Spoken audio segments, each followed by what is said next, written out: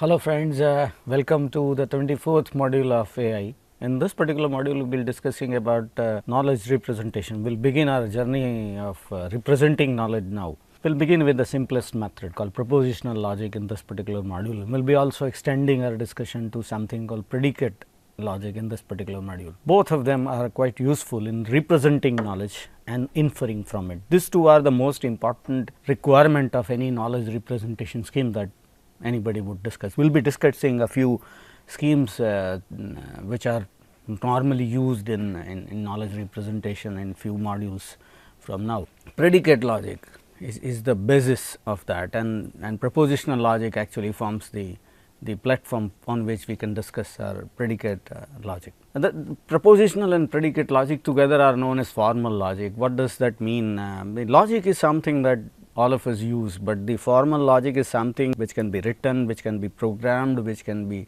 used for systematic providing a systematic proof for anything that we would like to talk about. When we talk about knowledge representation, please understand that whenever we discuss about any problem, for example, missionary cannibal problem that we have discussed, a traveling salesman and whatever, even you talk about Block's world problem, whatever problem that you talk about, you need to store that information somewhere and you need to infer from that information. We will be discussing about that precisely in this particular module. We will begin with our discussion on something called formal logic. I have already told you that this formal logic is something which is a systematic way of representing something in form of a logic and inferring from it.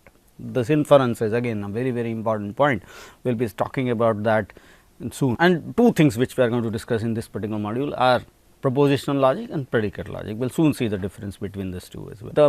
One of the most important thing about representation of knowledge is that we will have to have some structured form in which we can represent. Why structured? Because we need to infer from it. Not only we need to infer, we might need to share that information with something else. And a lot of other knowledge representation schemes are seen in this world today. One of the most common and most powerful one way is using XML, and AI and XML are meeting at some place also. We have discussed about agents, and when agent has to take decision, what he has to do is to look at the knowledge base that it has, the information, the statements or whatever represent the current state of the art and whatever the other information that it has. It has to look at that and decide what to do next, and that is called inference. That is what precisely is the need of the hour, and that is what we are going to address here. Okay. And we have seen the state space case, we need to define the problem state, and we also have to define the rules, and we did something in the initial modules without really telling how exactly one can form this thing. Okay. And now we are going to discuss a formal method of representing statements and rules here.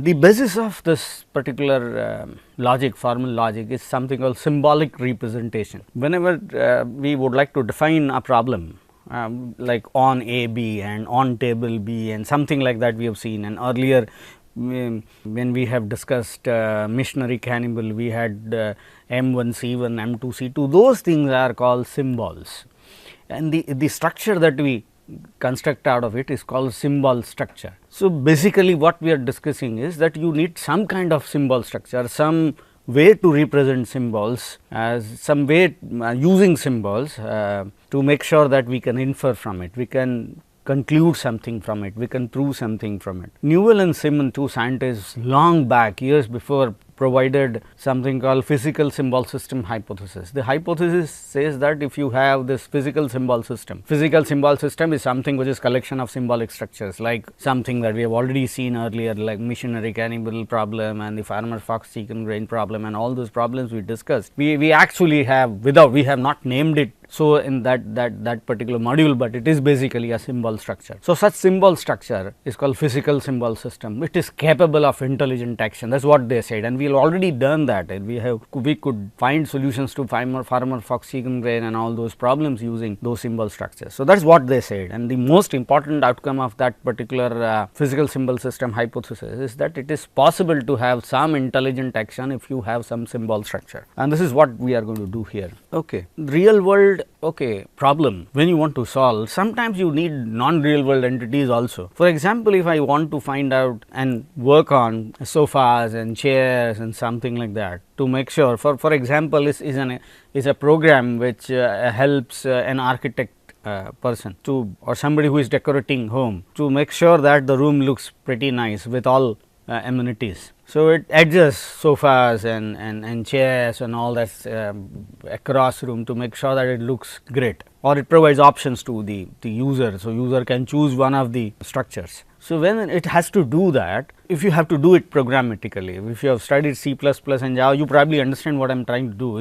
You have to have an abstract entity called furniture. The furniture is not actually a real thing. Chair is a real thing, sofa is a real thing, but furniture is not, it is an abstract concept. But when you do programming, you need such abstract concepts. So, that is again an important thing. There are two types of entities. One is a real world entity, and this is something which is non-real world entity, something which is required to be added for programmers' convenience. So, both of them are needed. So, whenever you talk about symbol structure, the symbol structures comprises of both real world as well as non-real world entities and some relations between them. So, when we begin talking about logic, we begin with the first thing called premise. The premise is something which is known to be true. For example, when I say that Ramji is man, or Sachin is cricketer, okay, or Jagdish Singh is a singer. Now, these are the statements which are known to be true. So, they are known as premises. So, anything, whenever you talk about logic, you actually, the logic is resting on something which is known to be true at any given point of time, and they are premises. Okay. And the second point, as I said, you need two things. One is storage, the other one is inference. How do you infer? And there are many ways of inferring, and I am not going to discuss about the ways of inferring. We are not discussing logic, please understand. We are only discussing predicate logic and propositional logic, some form of them. But anyway, let me talk about one typical way to infer is called syllogism, which is something which is most commonly used. When you say A implies B and B implies C, that means A implies C. For example, Sachin is a cricketer and a cricketer is a sports person, then Sachin is a sports person, kind of inference, that is called syllogism. There is an example given on the slide. Vijay is a teacher and all teachers are educated, that means Vijay is educated. Okay. The other one is Radha is a housewife and all housewives like to cook, that means Radha likes to cook. Okay. So, these are examples of syllogism. When x implies y and y implies z, that x implies z. But please understand that in not all cases this can be done. For example, one very interesting example is Sachin is a sports person. Sports persons are found all over the world. That means Sachin is found all over the world. Now, that is not correct. So, not always this is the case. You may be surprised why the third one is wrong. Okay, let me tell you why it is wrong. Because when you talk about an attribute, the attribute are of two different types. One belongs to the class itself. The other one belongs to the elements of the class. Whenever the attribute belongs to the element, it can be used for further implication. The attributes which belong to class do not. For example, sports person, the attribute spread across the world is not something which is an attribute of the element. The elements won't inherit that particular attribute. If you know bit of programming, such things are stored in form of static variables in object oriented programming languages. So, this is something which is very interesting. But anyway, syllogism is one way of inferring. There are a few other ways of doing that. But anyway, what we want is, we want to store information, we would like to infer from it. And whenever we infer, what will happen? Suppose if I have in the beginning I have 5 statements and now I infer the 6th, 7th, 8th. The next question may come to your mind is, if I have this set of 5 questions, how many more sets of 5 statements, how many more statements can I generate which are again true, which are inferred from it? Whatever you can generate is called entailment, and it depends on two things: the amount of knowledge that you have and the methods of inference. You use more and more methods of inference, you will get larger and larger data set. And not only that, though the additional statements that are added, again they are part of the database and again you can infer further from them. Okay. So, that entailment is again, it's quite interesting part. Again, we will not be discussing this thing further. What we want, again, please understand, we are interested in writing an AI program which can learn, store information and go further from it. Okay. You may ask a question, how do we get the premises, the something which is known to be true? It's pretty simple. You have all 5 senses. People talk about 6th sense, but we will not be discussing while we are discussing AI. So, you have 5 senses and you get lot of information from it. You know somebody is man, so you say that Ramji is man, or Sachin is a cricketer. You know Sachin is a cricketer because you've seen, you've read, you listened, so you get that information, so you write down Sachin is a cricketer, and so on. So that information is coming from all five senses. Please understand, the inference is coming from within. See, the premises are coming from outside. That information is coming from outside. Logic which runs inside the brain generates additional statements, okay, they infer from it.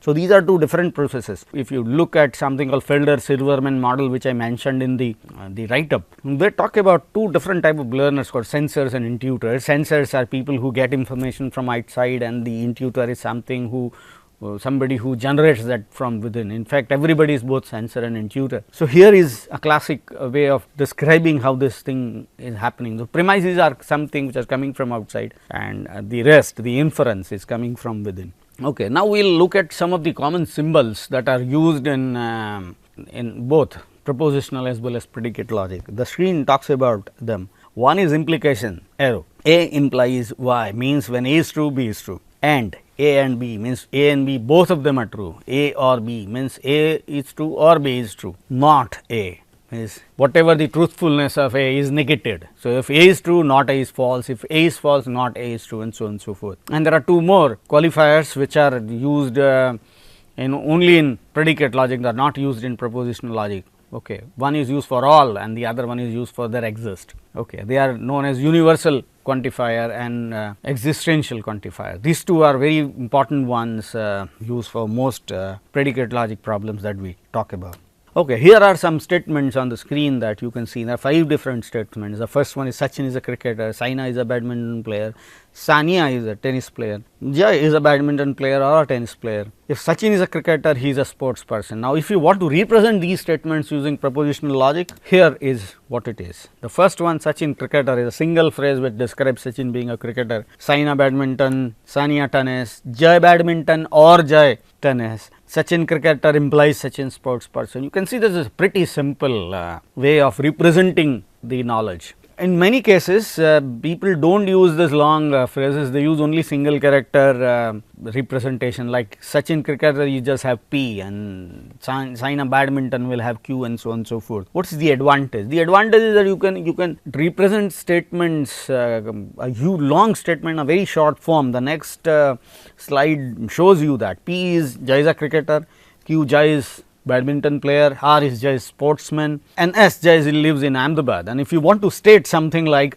that Jai lives in Ahmedabad and he is either a cricket or a badminton player, we can represent that as S and in the bracket P or Q. Now, you can see that is a very compact way of representing, obviously not very readable, but then it is good. Both forms are used. Instead of P, you can write a phrase which is more readable than P or Q, but if you use P or Q, it is very compact. So, both ways you will have to look at the requirement and decide the form that you probably would use. Okay. With propositional logic, there are a few ways of inferring, but here two very known ways of inferring are shown. For example, you have P and Q. Both of them, P and Q, and then P or Q. Suppose you know P is true.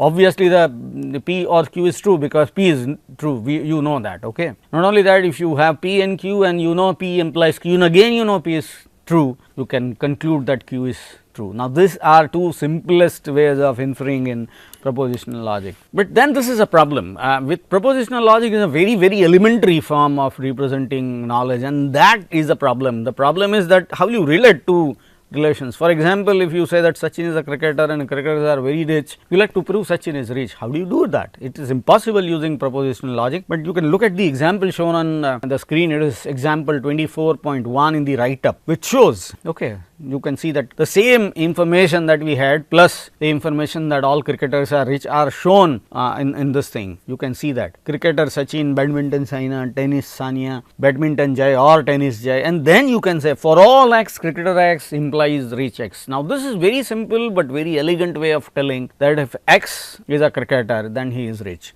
And what you will have to do, you will have to just say that X equal to Sachin, then you can prove rich Sachin. Okay, so, that is how. Another example that comes next is there on the screen. Okay, Mama Bajrangi Shahida, brother Shan Sagarika, father Rajiv Rahul, and relation Gujarat capital Gandhinagar, Gujarat large city Ahmedabad. These are examples of predicates. A predicate begins with a name, okay, that in mama, brother, father, relation, these are names of predicate, and the information enclosed are the arguments.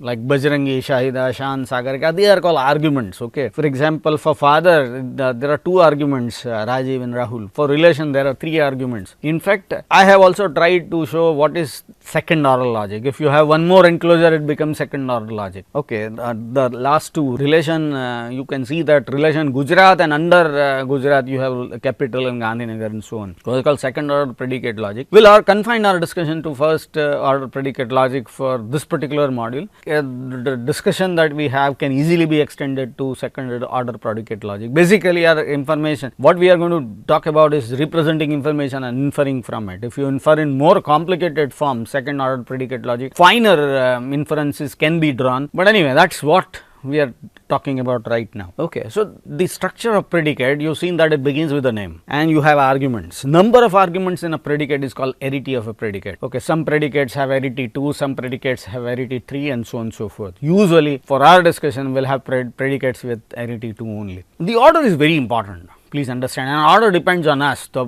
person who is going to code. For example, one very interesting example that I have quoted in write up is Mama Kans Krishna and Mama Krishna Kans. These 2 are different. Okay, because if you say that the first one is a nephew and the second one is mama, obviously if you change the order, the problem could be that if you write Mama Shakuni Duryodhan and actually you should have written Mama Duryodhan Shakuni, what happens is when you say Mama Duryodhan Shakuni, Duryodhan becomes Mama of Shakuni. What does that mean? He is also mama of his own mother, and if somewhere you have information like son Duryodhan Gandhari and you also prove that Duryodhan is Gandhari's mama, what will you get out of it is Duryodhan is his own grandpa. Okay. Now, it's very simple example. What I am trying to quote, I am trying to convey is that it is very important for you to make sure the order is maintained in the representation. And there is no strict guideline. In fact, it is all designer's choice. You design the predicate, you decide the order, and if you fail to design the right order, you fail to maintain that right order, probably you will conclude something which is absolutely wrong. Okay, so that might happen. This is the example. This is a very simple example which you can see the implication of forgetting the right order can be quite disastrous. You will prove something which is absolutely wrong. And please understand, the predicate itself has nothing to do with truth or false. For example, if I say man X or cricketer X, it is neither true or false. If I say that cricketer Sachin, it is true. Cricketer Jagdish Singh, it is false. So, cricketer has nothing to do with truthfulness or falsehoodness.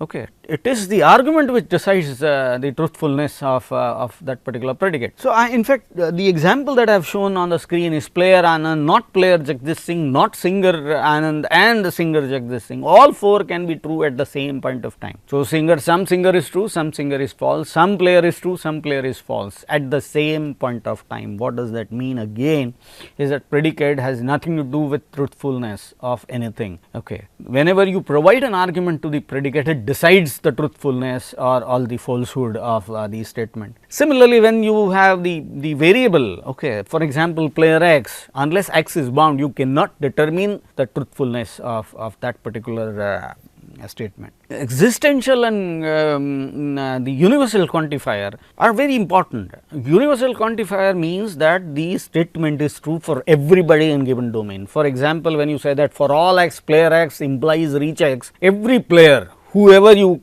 qualify as player, for him being rich is true. So, that is, or for all X, housewife X likes to cook X, means that everybody who is a housewife, this statement likes to cook is true. And existential quantifier is different. When you say that a player X, there exists X, player X implies singer X, that means that there are some players who like to sing, they are singers, not all. Okay. So, existential quantifier is the statement is true for a subset of the values, okay, and for universal quantifier the statement is true for all these statements, all the members of that particular domain. Okay. Here is an example again given on the screen you would like to refer to.